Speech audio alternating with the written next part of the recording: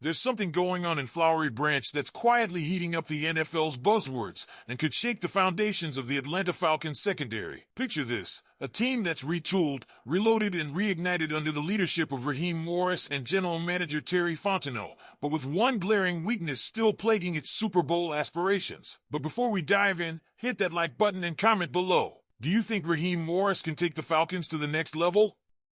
I want to hear your thoughts. Now, let's talk about cornerback depth, or rather, the lack thereof. And right now, all eyes are on a familiar name with championship pedigree, Jalen Ramsey. Let's rewind. The Falcons were reportedly inches away from landing Jaire Alexander before he chose to sign with the Baltimore Ravens.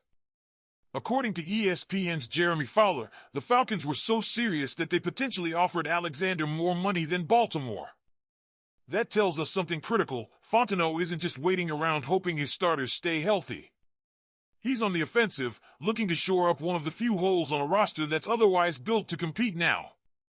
That failed pursuit signals one thing: Atlanta is still very much in the market for a lockdown corner.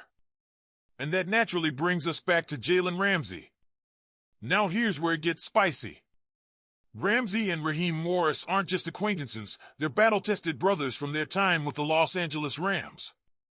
Under Morris' watchful eye, Ramsey thrived. There's mutual respect there, and, more importantly, a clear path to reigniting that chemistry in Atlanta. With A.J. Terrell already locking down one side of the field, Ramsey would immediately elevate this defense into elite territory. Yes, Mike Hughes is in the mix. And sure, on paper, the Falcons don't seem desperate at the position. But let's be real, one injury to Terrell or Hughes, and suddenly the secondary is skating on thin ice. Bringing in Ramsey wouldn't just be about depth, it would be about dominance. He'd push Hughes to a backup role, where he could still contribute as a quality rotational piece. More importantly, his presence would unlock defensive coordinator Jeff Ulbrich's playbook in ways we haven't seen. Blitz packages? More aggressive man coverage? The possibilities become endless. But, as with everything in the NFL, there's a catch. Actually, two. First, there's the trade cost. The Falcons aren't exactly swimming in draft capital after a couple of trades during this year's draft. If they want to get creative, and they'll need to, Fontenot will have to maneuver around limited resources. Second, and maybe more thorny, is Ramsey's preference. A recent report indicates he wants to remain on the West Coast. But here's the twist: he doesn't have a no-trade clause. That means his personal desires only matter as far as the Dolphins are willing to honor them. If the right offer comes in, Miami could ship him eastward without a second thought. So what does all of this mean for the Dirty Birds? It means they're standing at a critical juncture. They've done the work, added key players, drafted well, hired a proven coach. But this secondary, as currently constructed, might not withstand the gauntlet of a 17-game season and a playoff push. Bringing in a veteran like Ramsey could be the difference between a good defense and a game-changing unit. And don't forget, the ripple effects of such a move would extend beyond just scheme and depth. It would send a message to the locker room and the league that the Falcons aren't here to rebuild or hope for a Cinderella run. They're here to compete, to dominate, to win. Now let's talk about the quarterback situation, because yes, that saga is still very much alive in Atlanta. While Michael Penix Jr. has been anointed the future, Kirk Cousins is still on the roster. And according to NFL.com's Jeffrey Chadia, maybe not for long. His bold prediction? Cousins will end the 2025 season starting for a team that isn't the Falcons. Think about it. Despite Atlanta giving Cousins $100 million in guaranteed money last offseason, they turned the reins over to a rookie down the stretch. That's not just a pivot, it's a statement. Still, they didn't trade Cousins in the offseason. Why not? Probably because they're waiting. Waiting for the perfect storm, an injury, a desperate team, a sudden need that only a veteran like Cousins can fill. And when that call comes, you better believe Atlanta will be ready to flip him for much-needed draft assets. The real kicker?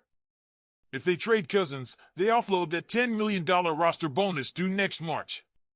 That's a significant cap-saving move. It's almost like the Falcons are playing chess while the rest of the league plays checkers. And here's where it gets even more fascinating. Combine a potential Cousins trade with a Ramsey acquisition, and you've got a franchise fully leaning into the future without sacrificing the now. That's a rare balancing act in the NFL. Few teams pull it off. Atlanta just might. What do you think, Falcons fans? Would you pull the trigger on a Jalen Ramsey trade, knowing the cost might be high, but the reward could be championship-level defense? Drop your thoughts in the comments. The implications of a move like this stretch far beyond the X's and O's. Jalen Ramsey isn't just a cornerback, he's a culture changer. His arrival would bring instant credibility to a defense that's already hungry and ascending. Picture this, A.J. Terrell locking down one side, Ramsey shutting down the other, and Jeff Ulbrich dialing up creative blitzes behind a suddenly airtight secondary. It's the kind of setup that offensive coordinators lose sleep over. And for a Falcons team that's been striving to recapture a defensive identity since the days of John Abraham and Deion Jones, this could be the spark they've needed. But what's even more compelling is how this all ties into the broader direction of the franchise. The Falcons are at a crossroads. They're not just trying to win games, they're trying to redefine themselves. Raheem Morris has brought a new energy, Terry Fontenot has proven he's not afraid to swing big, and the front office is clearly all in on building something that can last. The Ramsey move would be more than a personnel decision, it would be a signal to every player in that locker room, we believe this team can win now.